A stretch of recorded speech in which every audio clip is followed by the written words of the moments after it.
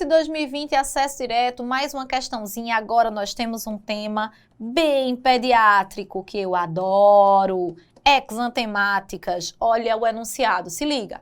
Lactente 10 meses, sexo masculino, é levado à emergência por sua mãe com quadro de tosse seca, febre alta e coriza 5 dias.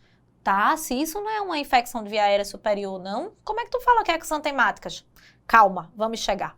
Relata que há 48 horas apareceram manchas vermelhas em todo o corpo e conjuntivite bilateral. Olha aí minha exantemática chegando. Cartão vacinal atualizado até 6 meses de idade. Irmã de 7 anos apresentou quadro clínico semelhante há 2 semanas.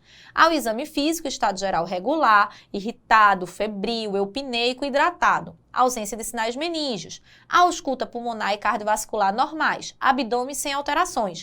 Vamos para o rash, que é muito importante. Rash maculopapular generalizado, confluente em face e tronco, com enantema difuso de mucosa oral. Diante do quadro clínico, qual é o diagnóstico? Vamos lá, eu já estou aqui me coçando e não é pelo rash, é para dar a resposta. Mas aí vamos revisar, pessoal. Sarampo, para começo de conversa, será que é um sarampo? Vamos ver. O sarampo, ele tem um período prodrômico. E esse período prodrômico, ele é muito marcante, pessoal. Por quê? Porque no quadro clínico, ele vai parecer uma IVAS, uma infecção de via aérea superior. O paciente vai ter febre, vai ter tosse, vai ter coriza e vai ter conjuntivite. Pois é, então é aquela conjuntivite bilateral. Tem uma fotofobia também. Então é um paciente que você vai olhar e vai dizer, ele parece que está resfriadinho, olha só, ele está com catarro. Mas vamos seguir. O que é que vai acontecer depois de 3, 4 dias de período prodrômico? Ele vai ter um exantema. E o exantema, ele vai ser um exantema vermelho, eritematoso, de aspecto maculopapular. O enunciado da questão não fala, mas para ser bem bonita, ela podia ter dito assim pra gente, olha, foi crânio caudal. Começou atrás da orelha, aqui pertinho da nuca, porque é assim que acontece o sarampo. Ele começa aqui nessa região occipital, retroauricular e vai descendo, tá? Então, progressão crânio-caudal. De fato, ele vai ser confluente na face e no tronco, ou seja, você vai olhar para aquela criança, feito a gente está vendo na imagem, e vai ver bem clássico aquele exantema, aquele rash no rostinho e no tronco. O período de convalescência, ou seja, quando a criança começa a melhorar, esse rash, ele vai descamar, mas ele vai descamar como uma farinha, por isso que a gente chama de descamação furfurácea. Ele era vermelhinho, vai começar a ficar acastanhado, e isso acontece mesmo, eu já vi na prática, e aí ele começa acastanhado e depois fica feito farinha, essa descamação furfurácea. Essa é a fase de convalescência. É importante a gente dizer que nessa época aqui do exantema é o pico da doença, o auge. É na hora que a criança ela tá com aquele rostinho que a gente chama de fáscia e sarampenta. É tosse, é coriza, é catarro, é o rash e a febre bem alta, tá? Só que aí, o que é que eu preciso que vocês fiquem ligados? É que o sarampo, ele pode complicar. Como assim complicar, Tassi? Olha só, o que é patognomônico do sarampo é a mancha de Koplik, tá aqui, e aí por isso que eu digo para vocês que ele pode complicar, ele tem complicações, que eu vou falar daqui a pouco. A mancha de Koplik, ela é difícil de ser vista na prática, mas nas provas eles adoram trazer. E ela é uma mancha que vai aparecer mais ou menos 24 horas antes do exantema. Então, a mancha de Koplik, ela ainda está aqui, ó, no período prodrômico, beleza?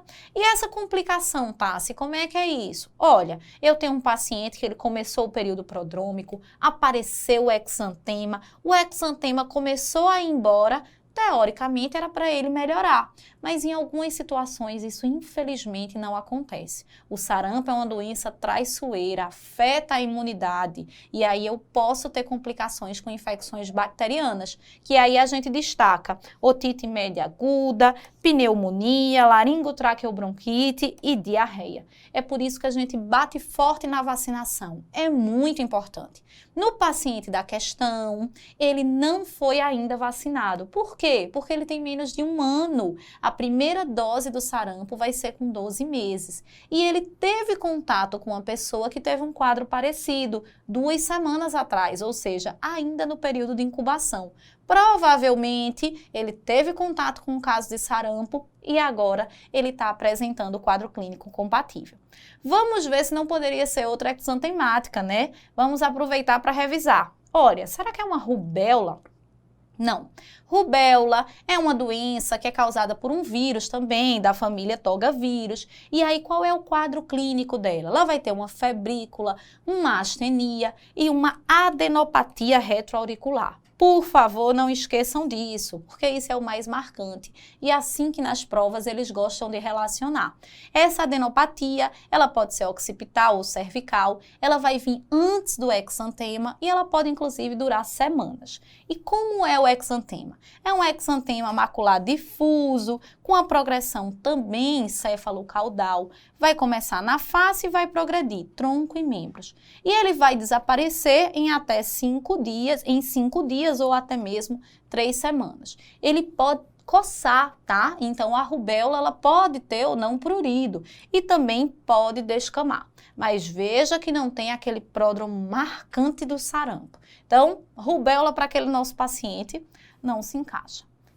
E exantema súbito, Tassi, por que não pode? Olha, eu gosto desse nome, exantema súbito, porque no nome ele já explica a doença. Olha, é um exantema, um rash, que aparece subitamente. Subitamente, mas depois de quê? Depois que a febre vai embora. Olha só, a criança, geralmente o lactente, é a faixa etária mais acometida por esse vírus, que é o 6 e 7, herpes vírus 6 e 7.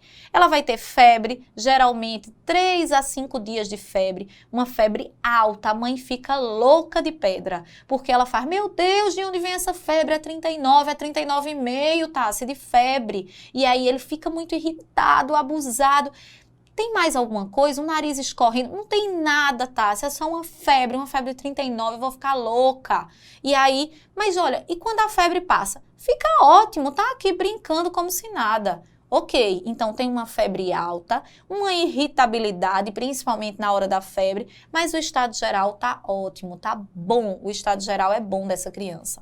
Pode acontecer até a crise febril, porque como é febre num lactente que tem um cérebro imaturo, na época que acontece a crise febril, então é possível que seja aí um gatilho, então tá muito associado, tá?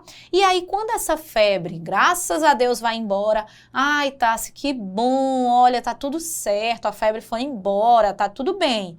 Aí no dia seguinte a mãe me manda mensagem, Tassi, olha só, agora ele tá todo pintado. Eu pensei que tava tudo bem. Eu disse que tá tudo ótimo. Ele teve uma virose, ele teve o exantema súbito, também chamado de roséola. E aí, o exantema, ele vai ser o quê? No tronco, do tronco, ele vai para os membros e depois ele vai para a face. Então, isso também é um diagnóstico diferencial aí com sarampo. E ele vai durar uma média de 3 dias. Ele vai ser mais intenso do centro para a periferia. Então, grava aí, exantema súbito é porque o rash aparece subitamente após a febre. Febre vai embora, a criança pinta. E a doença de Kawasaki? Mais um diagnóstico diferencial aí dentro do grupo das exantemáticas. Estou apostando que vai cair, tá, pessoal? Doença de Kawasaki. A etiologia é desconhecida, não há como prevenir. A faixa etária principal de acometimento, 1 a 4 anos. E o quadro clínico? Eu vou ter febre, uma febre alta, persistente, com uma duração maior ou igual a 5 dias. Então, a febre é a condição principal, é a condição obrigatória.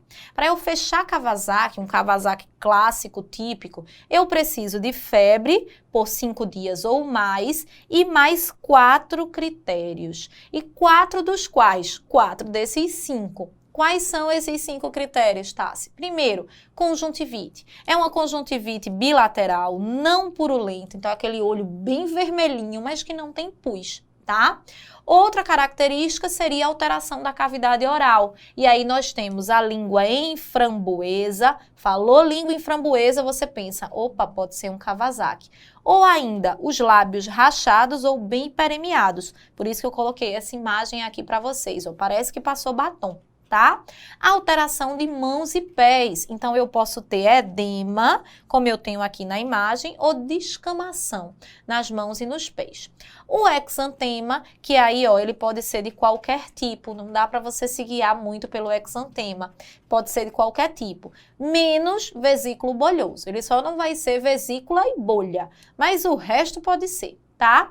E ainda linfonodomegalia cervical. Linfonodomegalia cervical, geralmente, ela é unilateral e maior que 1,5. Decore isso aqui, tá, pessoal? Infelizmente, eles gostam de perguntar. Maior que 1,5 centímetro. Beleza, então já que eu estou apostando que vai cair Kawasaki, eu vou fazer também uma revisão mais detalhada sobre ele. E aí, em relação ao diagnóstico, vai ser clínico, a depender daqueles critérios que eu acabei de falar para vocês. E de exames laboratoriais, eu posso pedir um hemograma, que na segunda semana de doença pode apresentar uma plaquetose, e PCR, prova de atividade inflamatória, que também costuma vir aumentada. Em relação ao tratamento, eu vou usar o AS, a aspirina, e imunoglobulina. A imunoglobulina também é bem importante. E por que eu faço esse tratamento, Tassi? Principalmente para evitar as complicações do Kawasaki. E a principal delas é o aneurisma de coronária. É por isso que é importante, na hora que a gente dá o diagnóstico clínico, a gente realizar um eco no paciente para ver se já tem essa complicação e fazer seguimento para ver se depois essa complicação vai aparecer. Então, se liga aí, é uma possibilidade de cair nas provas.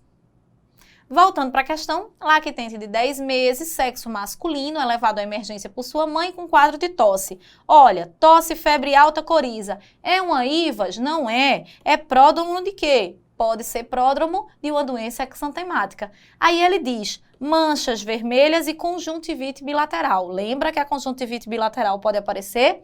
Cartão está atualizado até 6 meses. Ele tem 10, ainda não fez a tríplice viral. Teve contato com a irmã que teve um quadro semelhante. Provavelmente ela era sarampenta, hein? Ao exame físico, ele está irritado, febril, a ausculta está tudo direitinho, mas o raste estava lá, ó. Máculo papular generalizado, confluente em face e tronco e o enantema difuso na mucosa oral. Esse enantema é o próprio raste, só que na mucosa. A gente chama isso de enantema. Se eu estou pensando na mancha de Koplik, lembra que era lá atrás, no período prodrômico, mais ou menos 24 horas antes de aparecer o exantema. E aí ele pede qual é o diagnóstico mais provável. Galera, só pode ser sarampo, B de beijinho.